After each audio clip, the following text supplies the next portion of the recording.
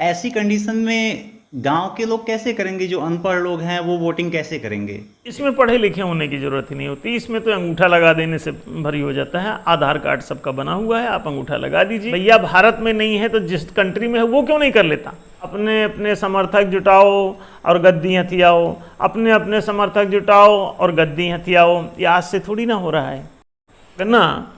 जनता के मत से जनता को कैसे लूटना, जनता के मत से जनता को कैसे गुलाम बनाना, ये पिछले हजारों लाखों सालों से आप पूरा इतिहास यही देखते जाएंगे। इसमें आप कह रहे हैं कि न्यायालय की जो फैसले हैं उसको ही जनता के द्वारा आप वोटिंग कराएंगे? अन्ना जी को भी दिया था, केजरीवाल को दिया, इवन प्रधानमंत्री मोदी जब गुजरात के मुख्यमंत्री हुआ करते थे तो उस समय उनको ये प्रस्ताव दिया गया था।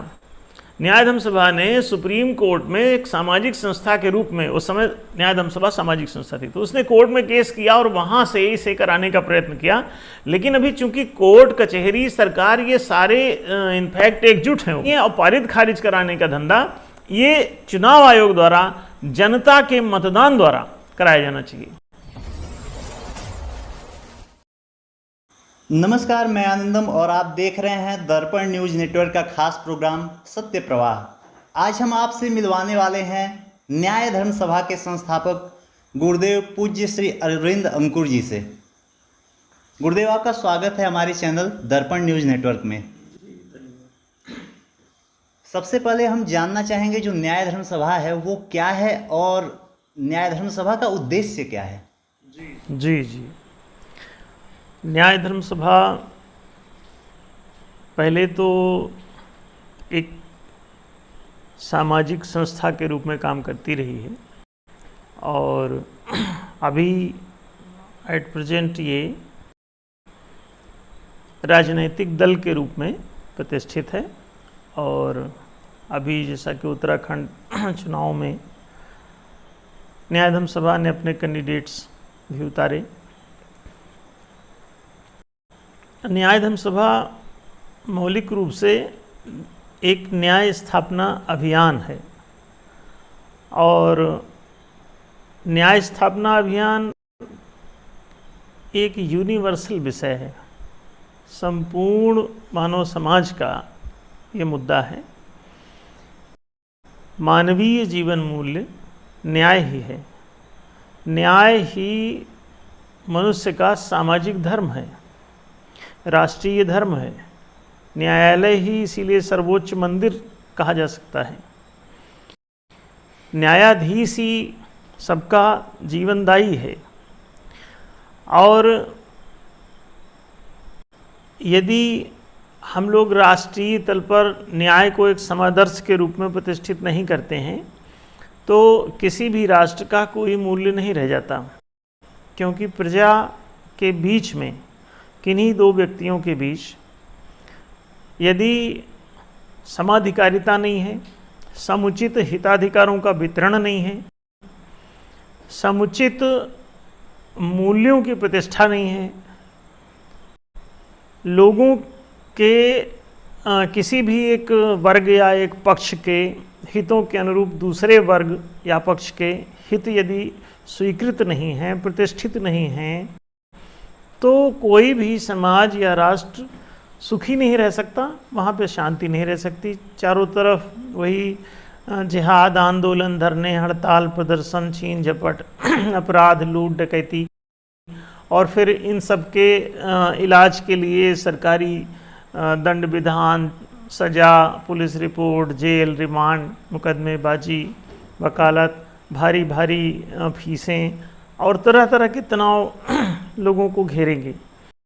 और अगर ये देखा जाए कि विगत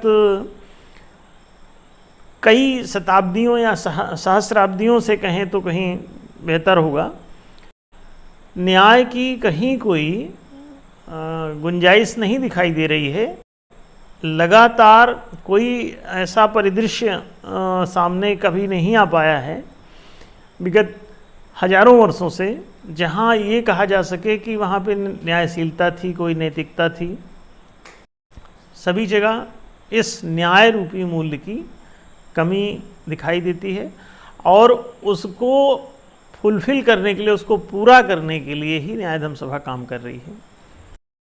तो न्याय को मानवीय समाज अथवा मानवीय राष्ट्र में प्रतिष्ठापित करने और उसे ही प्रचारित प्रकाशित करके तदनुकूल जनाधार तैयार करने, जनता में न्यायप्रियता को जगाने, न्याय की जानकारी और न्याय के प्रति आस्था को जन्म देने के लिए न्याय धर्म सभा लगातार काम कर रही है।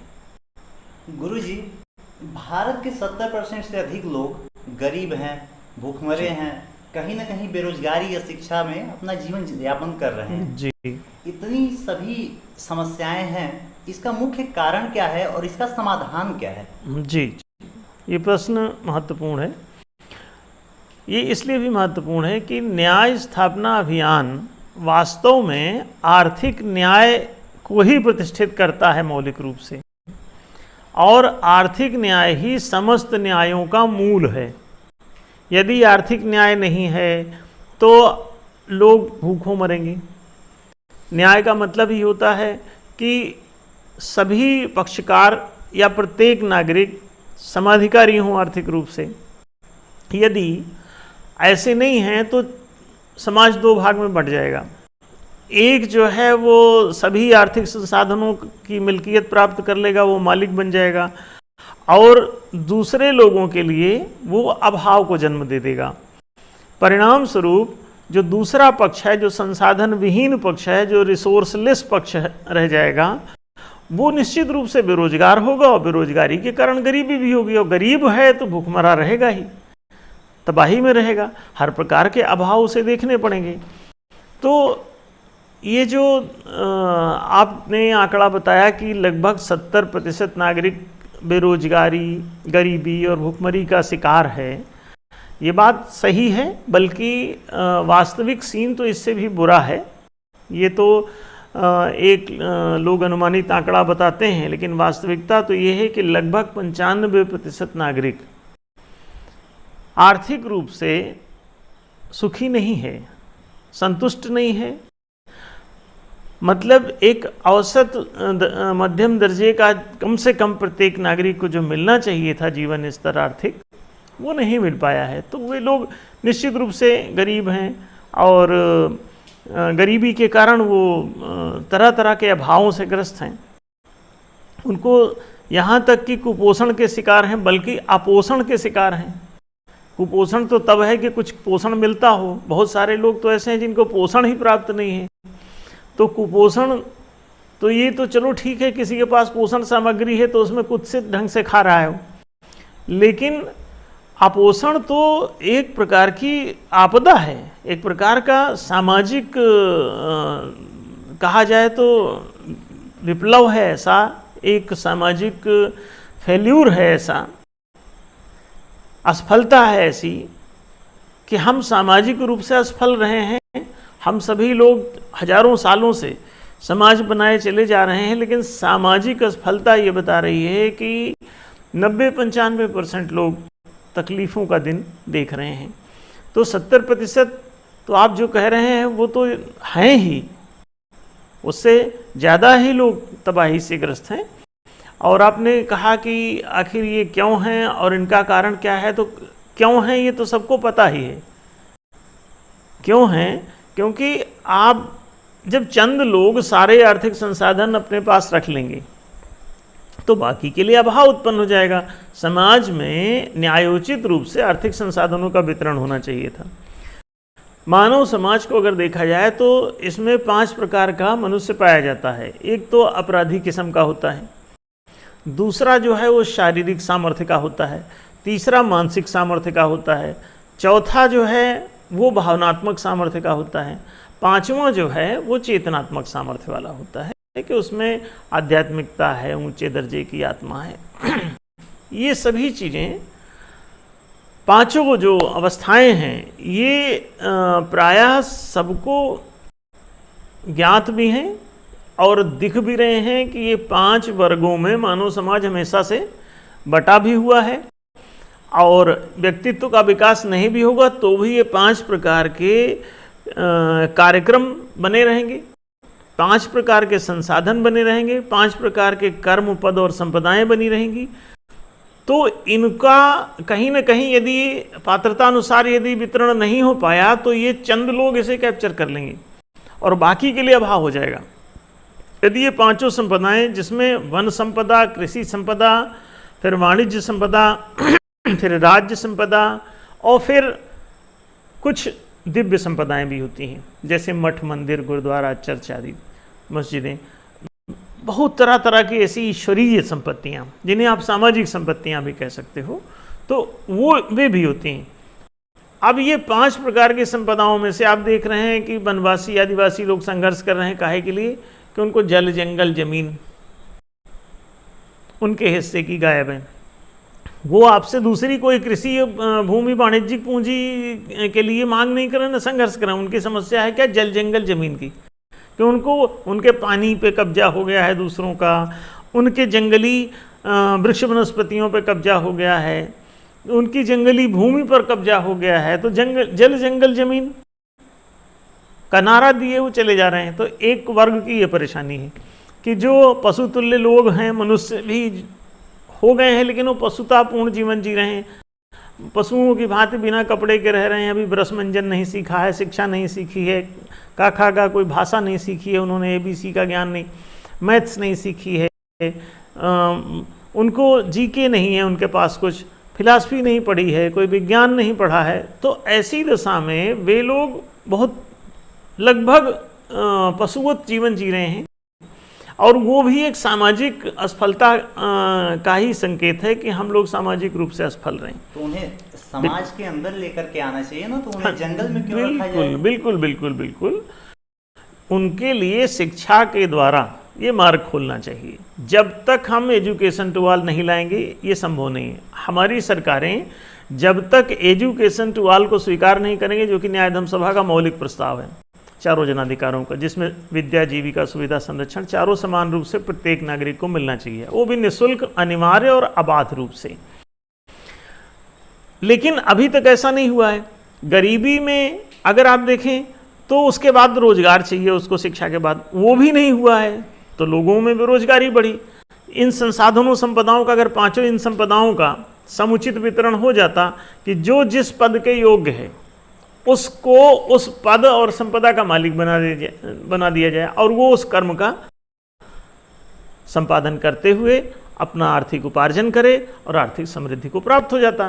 तो ये 5 संपदाएं, जिनमें हमने कहा कि वन संपदा से लेकर के कृषि संपदा, वाणिज्य संपदा, राजकीय संपदा और ऐसी तमाम ईश्वरीय संपदाएं, दैवी संपदाएं, ये 5 जो संपदाएं हैं, इनको 5 प्रकार के वर्ग, जैसे प्राचीन काल में आपने सुना था कि एक वर्ण व्यवस्था कायम थी, तो उसमें ही था निषाद, शूद्र, वैश्य, क्षत्रिय, ब्राह्मण, इसी को कहते थे। जातियां नहीं थी वास्तव में, वर्ण था। इस वरीयता क्रम के आधार पर ही इन संपदाओं की मिल्कियत सिद्ध होती थी। इन पर एक एक वर्ण जो है वो इसका मालिक बना दिया जाता था। तो संपदाओं का जब 5 में वितरण हो गया तो ये 2 भाग में जो बंटता था कि 5% के पास सारी संपत्तियां और 95% गुलाम। तो ये स्थिति तभी बदलेगी जबकि ये न्यायशीलता प्रतिष्ठित हो, आर्थिक न्याय। तो न्याय धर्म सभा इसमें क्या करेगी जिससे परिवर्तन होगा? जैसे मान लीजिए कि अभी तो लगभग आंकड़े भी कह रहे हैं कि 1% लोगों के पास दुनिया की आधी से अधिक संपत्ति और प्रॉपर्टी उनके पास है। बाकी जो लोग 99% हैं उनके पास जो भी बची हुई संपत्तियां हैं वो हैं, इसीलिए शायद वो दुखी हैं, दरिद्र हैं। बिल्कुल। तो ये दिक्कतें दिख रही हैं। तो इसमें न्याय धर्म सभा क्या कर सकती है जिससे कि ये बिल्कुल बराबर वितरण हो इसमें और लोगों को रोजगार मिले, शिक्षा मिले, सुविधा और संरक्षण प्राप्त हो? बिल्कुल, न्याय धर्म सभा इसमें दोनों प्रकार के स्टैंड ले रही है। एक तो सामाजिक रूप से ये ऐसी उद्यमिता को प्रोत्साहित कर सकती है सामाजिक रूप से, जिसमें लोगों को इन संसाधनों की समस्याओं से जूझना ना पड़े। एक बात, उनको प्रॉपर संसाधन, वो कृषि भूमि, वाणिज्यिक पूंजी और दूसरी जो वैतनिक आय अथवा नेतृत्व भत्ता जैसी चीज़ें, जो ये सभी चीज़ें लोगों को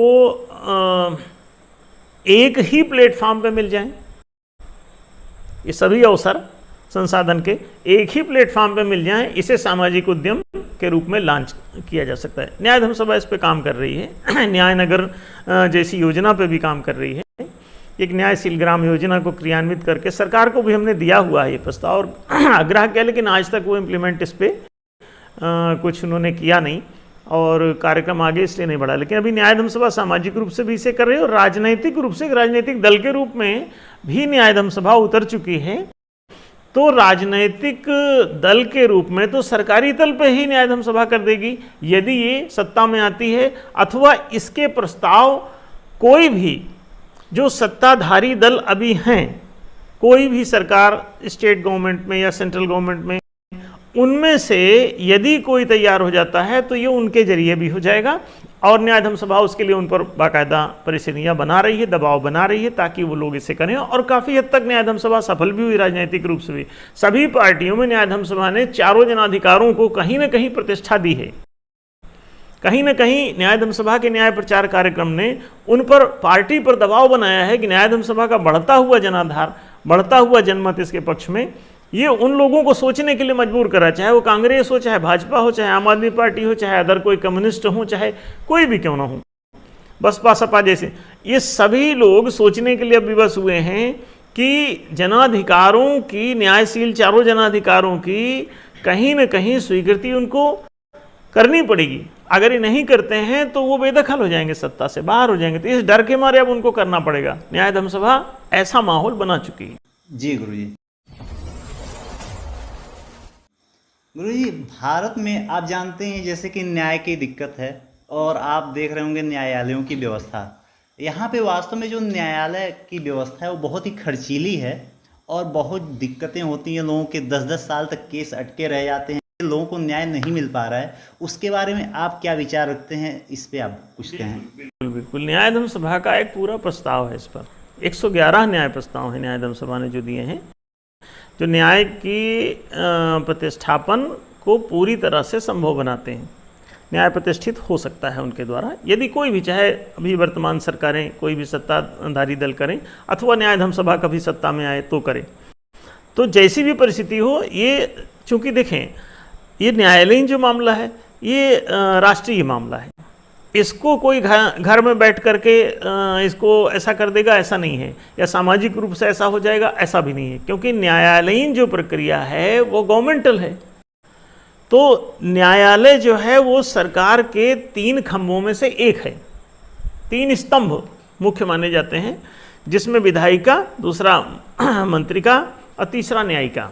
तो न्यायिका जो है वो जो आजकल न्यायपालिका कहते हैं, वास्तव में वो न्यायकारिका है। तो न्याय करने वाली जो सत्ता है, न्यायालय जो है, वो न्यायालय निश्चित रूप से न्याय की स्थापना के लिए प्रतिबद्ध है। लेकिन समस्या ये है कि वो स्वतंत्र रूप से कोई भी फैसले लेने की स्थिति में नहीं हो। उसको अकॉर्डिंग टू विधेयक जो बने हुए हैं, पहले से विधान बना हुआ है, कानून बना हुआ है, अकॉर्डिंग टू दोज रूल्स, उनको उस कॉन्स्टिट्यूशन के अनुकूल निर्णय देना है, एक बात। दूसरी बात यह है कि वो विधेयक कोई न्याय के समादर्शों पर बने हुए नहीं है।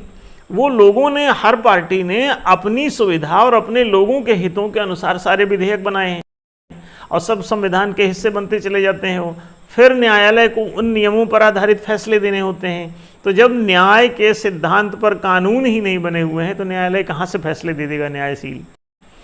तो न्यायालय के फैसले इसी वजह से भी काफ़ी हद तक न्यायशील नहीं रह पाते, क्योंकि कानून ही न्याय के सिद्धांत पर नहीं है, एक बात। दूसरी बात यह है कि न्यायाधीश के पद पर यदि कोई निष्पक्ष न्यायकारी व्यक्ति, समदर्शी कोई व्यक्ति ऐसा नहीं बैठा है, कोई हिंदुत्व की वृत्ति से पीड़ित है, तो ये जो वृत्तियों से पीड़ित व्यक्ति है ये निष्पक्ष कैसे रहेगा? कोई इस्लामियत की वृत्ति से पीड़ित रहा, तो कोई ईसाइयत की वृत्ति से पीड़ित रहा, अंग्रेजियत की वृत्ति से पीड़ित रहा, तो जो जिस वृत्ति से पीड़ित है वो उसका विक्षेप बन जाता है, वो विक्षिप्त रहता है। दरअसल विक्षिप्तावस्था में मनुष्य कोई निष्पक्षता का निर्णय नहीं दे सकता, सर्वसापेक्ष नहीं रह सकता, समदर्शी नहीं रह सकता। वो उसके वो विक्षेप, वो वृत्तियाँ, वो आदतें, वो संस्कार वो हावी हो जाते हैं और उससे अन्यायकारी निर्णय करवा देते हैं। तो न्यायालय में दोनों बातें हैं, एक तो वहाँ पर वैसा परिवेश नहीं है कानूनी, दूसरी बात वहाँ पर सुपात्र व्यक्तियों की नियुक्ति भी नहीं है, जिनमें न्यायशीलता ही नहीं है खुद में ही, तो वे लोग न्यायाधीश बनते चले जा रहे हैं लगातार। तो इस वजह से भी ये दिक्कत आएगी। गुरुजी, न्याय धर्म सभा, एक जो प्रश्न आपने थोड़ा सा एक विषय और इसमें आपने रखा था कि न्याय धर्म सभा इसके लिए क्या करने वाली, क्या कर सकती। तो इसका आधा हिस्सा अब इसमें यह है कि न्याय धर्म सभा का जो प्रस्ताव है इस विषय में, न्यायालयीन पूरी प्रक्रिया के इम्प्रूवमेंट के लिए, उसे न्यायशील बनाने के लिए, उसमें 2-3 बड़ी महत्वपूर्ण बातें हैं। एक तो उसमें ये कहा गया है कि न्याय कोई भी जनता तक सुलभ बनाने के लिए पहले तो उसमें निःशुल्कता होनी चाहिए, कि न्यायालयीन कोई भी प्रक्रिया, उसमें वकील की फीस, उसमें कोर्ट की फीस, उसमें वहाँ किसी भी प्रकार के अनावश्यक कोई भी खर्चे, जो न्यायालय में कागजी कार्यवाही और तमाम प्रकार की बात, सबूतों का इकट्ठा करना, ये तमाम बातें जो हैं ये जनता के एक व्यापक खर्च की ओर ले जाते हैं जनता को। आम जनता में इतना पैसा होता नहीं कि वो न्याय प्राप्त कर ले। महंगी महंगी फीसें हैं, उनको जनता कहाँ से चुकाएगी। दूसरी बात, न्याय का फैसला कराने में ही चप्पल घिस जाती है, तारीख पे तारीख, तारीख पे तारीख आप सुन रहे हैं। त्वरित, निःशुल्क, सरल और पारदर्शी न्यायालय की आवश्यकता होती है। ट्रांसपेरेंट न्यायालय चाहिए। दूसरी बात, जब न्यायालय को एक ऐसी निरंकुशता प्राप्त हो जाए कि वो कुछ भी फैसले दे दे और वो इंप्लीमेंट हो जाए, तो इसमें लोकतंत्र जिंदा नहीं रहेगा। न्यायालय को जो भी फैसला लेने हैं वो अपनी विद्वता से पूरा फैसला ले, लेकिन इसको लागू करने के लिए उस फैसले को जनता की सहमति और असहमति का परीक्षण होना चाहिए चुनाव आयोग के द्वारा। तो इसमें जैसे जज जो फैसले देंगे जी, उस पर जनता अपनी सहमति असहमति कैसे व्यक्त कर सकती है। अभी तो देखिए नॉर्मल चुनाव होते हैं 5-5 साल के जो होते हैं, उनको ही कराने में बहुत ज़्यादा दिक्कतें होती हैं, बहुत हजारों करोड़ों रुपए सरकार के व्यय होते हैं। इसमें आप कह रहे हैं कि न्यायालय की जो फैसले हैं उसको भी जनता के द्वारा आप वोटिंग कराएंगे, हम कैसे? उसी पे आ रहे थे। एक हमने डिजिटल वोटिंग सिस्टम दिया, जैसे डिजिटल करेंसी सिस्टम हमने दिया था और वो सरकार को स्वीकार्य हुआ है, सरकारें उसे काम कर रही हैं और लगभग 86 देशों में इस समय हमारी डिजिटल करेंसी सिस्टम पूरी तरह से हावी हो चुकी है। और वो आप आश्चर्य करेंगे कि न्याय धर्म सभा इस पर लगभग 2 दशक से भी ज़्यादा समय से काम कर रही है इस डिजिटल करेंसी सिस्टम को इम्प्लीमेंट कराने के लिए। 2011-12 में भी न्याय धर्म सभा ने सरकार को दिया था ये, जब मनमोहन सिंह की सरकार थी, प्रधानमंत्री थे वे कांग्रेस के। तो उस समय ही जब अन्ना हजारे का आंदोलन चल रहा था तो वहाँ भी हमने अन्ना जी को भी दिया था, केजरीवाल को दिया। इवन प्रधानमंत्री मोदी जब गुजरात के मुख्यमंत्री हुआ करते थे तो उस समय उनको ये प्रस्ताव दिया गया था डिजिटल करेंसी को इम्प्लीमेंट कराने का, और उनसे इस विषय में हमारे प्रतिनिधि की बात भी हुई थी। उन्होंने उसको महत्व को समझा था और जब वो केंद्र में आए तो उन्होंने इस पर कुछ काम निश्चित रूप से किया और डिजिटल करेंसी को लागू करने के लिए उन्होंने घोषणा भी करी। 2016 से उस पर काम हुआ भारत सरकार के द्वारा। न्याय धर्म सभा ने इस बीच में सुप्रीम कोर्ट में इस पर केस भी किया था। न्याय धर्म सभा ने सुप्रीम कोर्ट में एक सामाजिक संस्था के रूप में, उस समय न्याय धर्म सभा सामाजिक संस्था थी, तो उसने कोर्ट में केस किया और वहाँ से इसे कराने का प्रयत्न किया। लेकिन अभी चूंकि कोर्ट, कचहरी, सरकार ये सारे इनफैक्ट एकजुट हैं, वहाँ पे सबकी एक लॉबी है और वो लॉबी सब आपस में मिली हुई।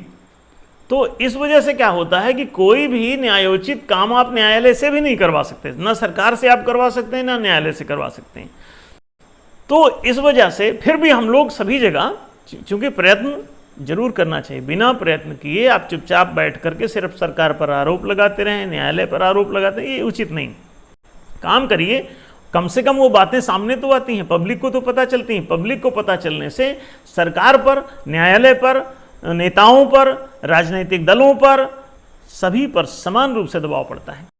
इसलिए वे लोग इसको अंततोगत, भले सुप्रीम कोर्ट इस पर क्या फैसला दे पाया, क्या नहीं दे पाया, क्या उसने इसे ट्रीट किया नहीं किया, लेकिन इसका प्रभाव इतना व्यापक हुआ कि सरकार को डिजिटल करेंसी सिस्टम घोषणा करनी पड़ी उसके लागू करने की, और काफ़ी हद तक काम हो गया। भीम ऐप से आप ऑनलाइन अब लेन देन करने लग गए हैं। जी जी। तो ये चीज़ें इतनी सरल होने वाली हैं। डिजिटल करेंसी सिस्टम की तरह ही डीवीएस डिजिटल वोटिंग सिस्टम आ रहा है, जो बिना खर्चे का चुनाव कराएगी। हर शाम 8 बजे आपको जितने भी ऐसे जिन जिन बातों पे वोटिंग कराना है आप दे दीजिए, आपको मुश्किल से 1 मिनट का काम है, कोई भी इसे कर लेगा। और वोटिंग आप जितने भी विषयों पर, चाहे न्यायालय के फैसलों पर हो, चाहे विधेयकों को पारित खारिज करने का विषय हो, और चाहे नेताओं की नीतियों को पारित खारिज करने का विषय, ये सभी विषय चुनाव आयोग में जाने चाहिए। और पारित खारिज कराने का धंधा ये चुनाव आयोग द्वारा, जनता के मतदान द्वारा कराया जाना चाहिए, और ये संभव है, और बिल्कुल ही बिना खर्चे का होगा। अभी टेक्नोलॉजी का कह सकते हैं कि स्टार्टिंग समय चल रहा है, टेक्नोलॉजी धीरे धीरे भारत में फैल रही है। ऐसी कंडीशन में गांव के लोग कैसे करेंगे, जो अनपढ़ लोग हैं वो वोटिंग कैसे करेंगे? एक बड़ी समस्या ये भी होगी। मान लीजिए हम लोगों को वोटिंग करना है, ऐप खोले मोबाइल का, उसमें वोटिंग कर दिए, लेकिन जो गांव के पढ़े लिखे लोग नहीं हैं वो किस प्रकार से वोट करेंगे? इसमें पढ़े लिखे होने की जरूरत ही नहीं होती, इसमें तो अंगूठा लगा देने से भरी हो जाता है। आधार कार्ड सबका बना हुआ है, आप अंगूठा लगा दीजिए। और आप जो नहीं पढ़ पा रहे हैं, किसी से भी सुन लीजिए कि वो क्या विषय है, और आप उससे सहमत है, नहीं सहमत है, आप उस पर पक्ष या विपक्ष में आप अपना अंगूठा लगा के आप वोटिंग आपका हो जाएगा। आपसे कुछ पूछना ही नहीं, उसमें करना ही नहीं कुछ ऐसा जिसमें कि बहुत बड़ा कोई शिक्षण की ज़रूरत पड़े। इसमें शिक्षा की कहीं कोई ज़रूरत नहीं, तो बहुत ईजी है, और ये खुद ही होता जा रहा है। और जहाँ तक टेक्नोलॉजी का सवाल है, टेक्नोलॉजी तो आज से 50 साल पहले ही विकसित हो गई थी। ये सब झूठ बोला जा रहा है कि टेक्नोलॉजी नहीं है, भारत में नहीं है, अमेरिका में नहीं है, जापान में नहीं। तो जिस भैया भारत में नहीं है तो जिस कंट्री में है वो क्यों नहीं कर लेता?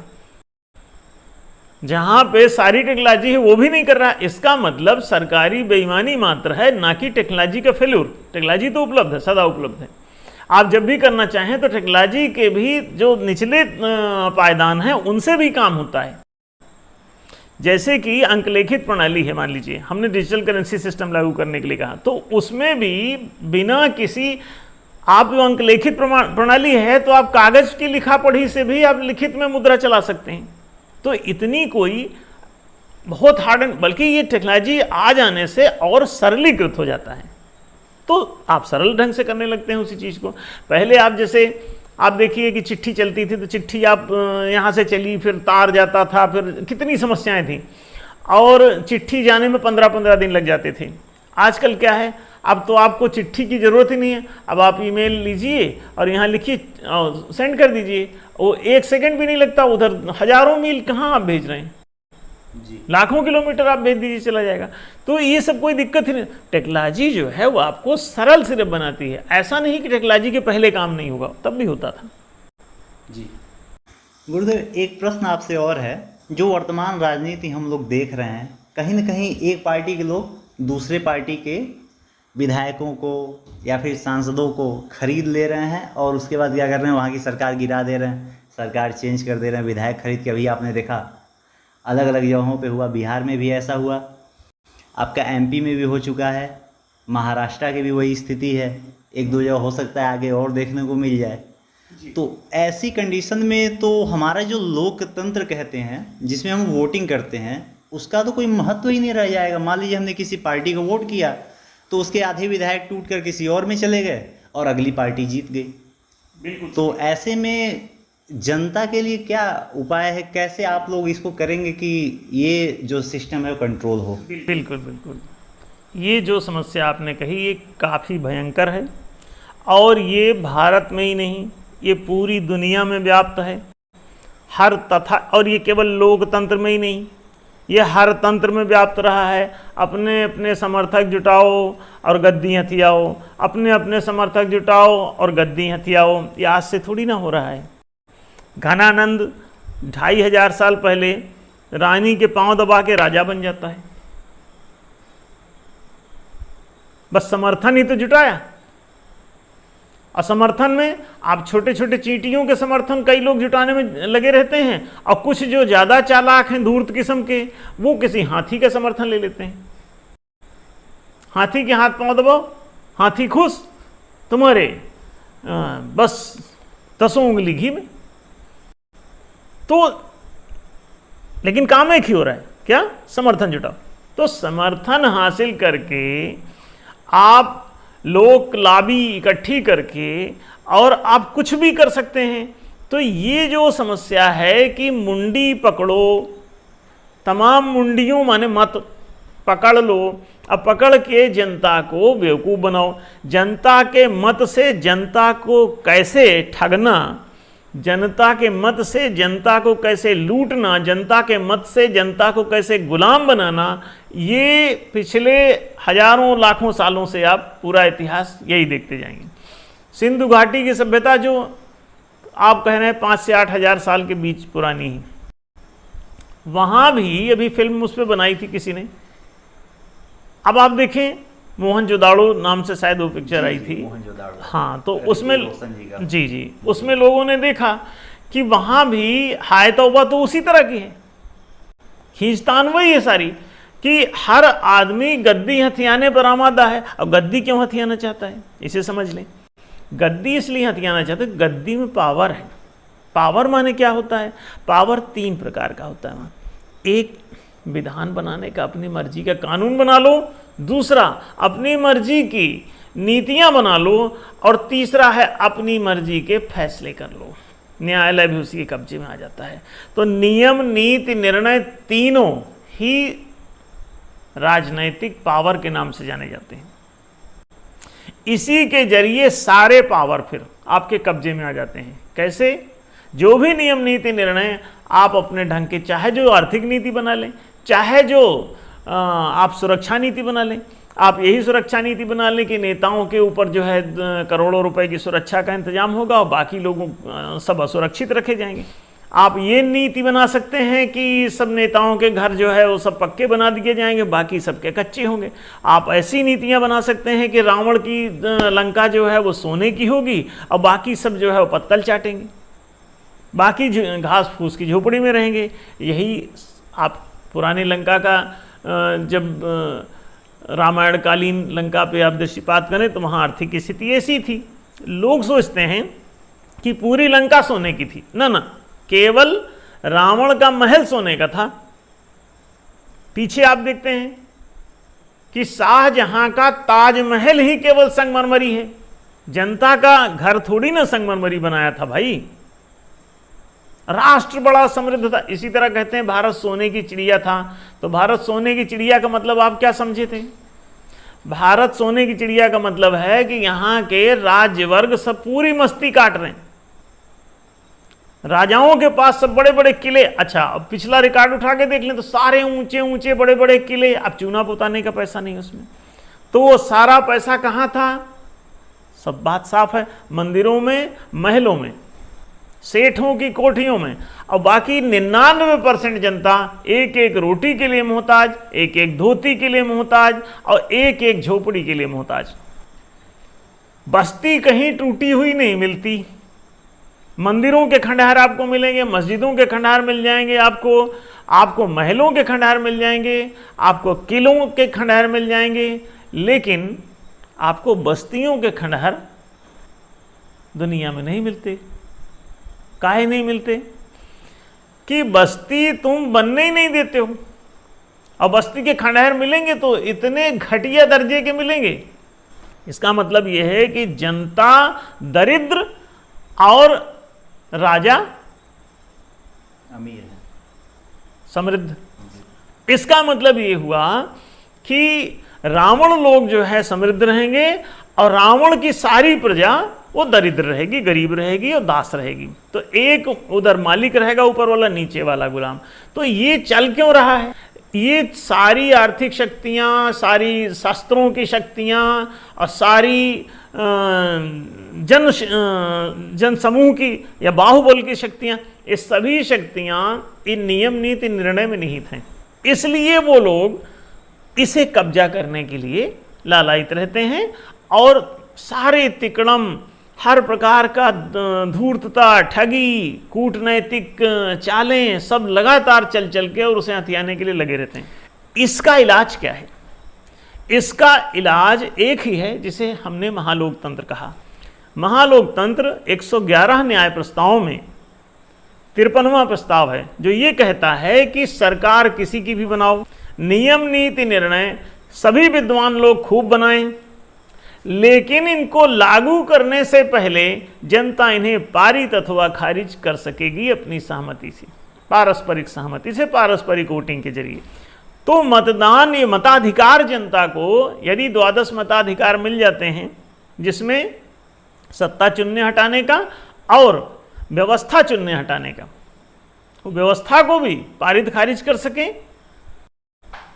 उसका ग्रहण और त्याग कर सकें बाय वोटिंग, और दूसरी बात सत्ता को भी बाय वोटिंग पारित खारिज जैसा ही कर सकें, माने उनको नियुक्त अथवा निरस्त कर सकें, उन्हें पद नियोजन उनका कर सकें और पदच्युति भी उनकी कर सकें बाय वोटिंग, मतदान के द्वारा, बहुमत के द्वारा।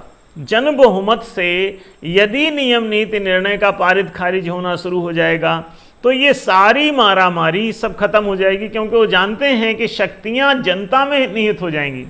नियम नीति निर्णय पारित खारिज वो जब वो उन्हीं को करना है तो ये कोई भी अपनी मर्जी का बना के जनता से पारित नहीं करवा पाएंगे। जब तक कि जनहित के कानून न बनेंगे, जब तक कि जनहित की नीतियां नहीं बनेंगी, जब तक कि जनहित के कोर्ट में फैसले नहीं होंगे, तब तक ये पारित ना हो सकेंगे, जनता इसे बहुमत नहीं देगी। तो इसका एक ही समाधान है कि महालोकतंत्र को ये इम्प्लीमेंट कर लें। आपने कहा कि महालोकतंत्र इम्प्लीमेंट कर देंगे, इसमें 12 मताधिकार जी जनता को मिलेंगे। बिल्कुल। तो इसमें तो ये भी तो हो सकता है जनता को लोक लुभावने वादे या फिर इस तरीके से बरगला करके कुछ लोगों से वोटिंग प्राप्त कर ली जाए, और उसके बाद अपना सत्ता में आ गए। हाँ। तो फिर उसे बहला फुसला के उसको बने रहे सत्ता में। हाँ, कैसे तो बने रहे? इसमें कहीं ना कहीं आप अभी भी देख रहे हैं रेवड़ियां बांटी जा रही हैं अलग अलग पार्टियों के द्वारा। बिल्कुल। तो इस प्रकार से जनता उसमें फंस जाती है उनके चंगुल में। तो इस प्रकार से तब भी तो हो सकता है। इसमें समझ लें, रेवड़ियां जनता को बांटी जाती हैं, लेकिन रत्न अपने लिए रखते हैं। रत्न नहीं बांटते, रेवड़ी बांटते हैं। तो रेवड़ी बांटते समय जनता के सामने वो चीज़ लाते हैं, और रत्न बांटते समय वो नीतियां जनता के सामने नहीं आती हैं। कानून उन्होंने अपने लिए कि लाभ के पद को लाभ का पद न माना जाए, ये रत्न बांटने का जो धंधा था उन्होंने खुद पारित किया है। अगर ये जनता के सामने आए तो रेवड़ी बांट करके रत्न न चुराया जा सकेगा। रत्न पर भी जनता के सामने बात आएगी, उसके सामने वो नीतियां आएंगी, उसके सामने वो कानून आएंगे, उसके सामने सब विधेयक लाने पड़ेंगे, उसके सामने कोर्ट के फैसले भी तक लाने पड़ेंगे। और उस समय आप रत्न जैसे ही उनके सामने रखेंगे कि रत्न वाला आपके घर जाएगा, तो जनता वोट कैसे दे देगी? रेवड़ी लेके? पागल है जनता। आप रेवड़ी देके और जनता से वोट ले लेंगे रेवड़ी के लिए, रत्न के लिए नहीं जो अपने घर ले जाने वाले हो। ये दोनों नीतियां होंगी तो नीतियां जनता के सामने दोनों जाएंगी। रेवड़ी पर भी वोटिंग करेगी वो, रत्न पर भी वोटिंग कर सकती है यदि कहा जाएगा कि रत्न भी जनता के लिए बटेंगे जी। नेता के लिए बटेंगे तो कोई वोट नहीं मिलेगा। इसलिए बिल्कुल निश्चिंत रहें, महालोकतंत्र जिंदाबाद रहेगा। ये कैसे इंप्लीमेंट होगा? हाँ, ये जनता के हाथ में ही है बेटा। जब ये जनता के हाथ में ही है, वो जब चाहे तब इंप्लीमेंट कर ले। आज भी सरकार बनाती बिगाड़ती वही है। तो जनता, जो भी नेता, जो भी पार्टी, जो भी राजनीतिक दल ये कहता है कि वो महालोकतंत्र लागू कर देगा और जनता को सारे ये मताधिकार मिल जाएंगे 12, तो उसको जनता वोट देके और अपना काम कर सकती है। कांग्रेस से पूछ ले, भाजपा से पूछ ले, आम आदमी पार्टी से पूछ ले, और नहीं कोई बताता तो न्याय धर्म सभा से पूछ ले। न्यायधर्म सभा तो 24 घंटे इसके लिए तैयार बैठी है। तो न्यायधर्म सभा अगर वो वोट लेकर वो ना इनको मताधिकार दें महालोकतंत्र के, तो ये न्यायधर्म सभा को वोट दे करके अपने मताधिकार प्राप्त कर सकें। सुविधा तो दे रखी है हमने, इसीलिए राजनीतिक दल के रूप में उतार भी दिया कि अगर कांग्रेसी ना तैयार हो, भाजपाई ना तैयार हो, आम आदमी पार्टी ना तैयार हो, दूसरे कम्युनिस्ट ना तैयार हो, कोई कम्युनिस्ट इंटरनेशनली कहीं कोई तैयार नहीं, इसलिए निश्चिंत रहें, न कांग्रेस देगी, न भाजपा देगी, न आम आदमी पार्टी देगी, न ही कोई दूसरा दल देगा, न कोई कम्युनिस्ट देगा, न कोई सोशलिस्ट देगा। ये केवल न्यायशील व्यक्ति ही देगा, न्यायशील कोई पार्टी ही देगी, न्यायशील कोई नेता ही देगा। और पहले से ही जो इस बात के लिए सहमत है उसी को वोट दो। हम ही नहीं कहते कि न्यायधर्म सभा को वोट दो, हम ये कहते हैं कि जो भी आपको आपके अधिकार देने के लिए राजी है आप उसी को वोट दो। अगर ये द्वादश मताधिकार महालोकतांत्रिक अधिकार, अच्छा बाकी रेवड़ी एवड़ी और रत्न का चक्कर छोड़ो, शिक्षा वो तुम्हें देंगे कि नहीं देंगे, अच्छी शिक्षा का नाटक बताएगी कोई पार्टी, कोई तुमको लालच देगी समोसे का, कोई मिड डे मील का, कोई चड्डी का, कोई बनियान का, कोई मोबाइल का, कोई टीवी का, नहीं नहीं नहीं, इसके चक्कर में पड़ने, वो सब तो तुम्हारा ही है, तुम ले सकोगे, तुम केवल ये नियम नीति निर्णय पारित खारिज करने के मताधिकार ले लो। ये जो भी पार्टी जो भी दल देने के लिए सहमत है उसी को वोट दे। अच्छा नहीं वो सहमत है तो उसको वोट क्यों दे रहे हो, सीधी सी बात है। तो जनता जब चाहे तो मालिक बन जाएगी, इसमें गुलामी उसकी हमेशा के लिए टूट जाएगी। आप देख रहे थे दर्पण न्यूज नेटवर्क का खास प्रोग्राम सत्य प्रवाह। मिलते हैं अगले वीडियो में। अगर यह वीडियो आपको अच्छा लगे तो इसे लाइक करिए, शेयर करिए और हमारे चैनल को सब्सक्राइब जरूर करिए। धन्यवाद।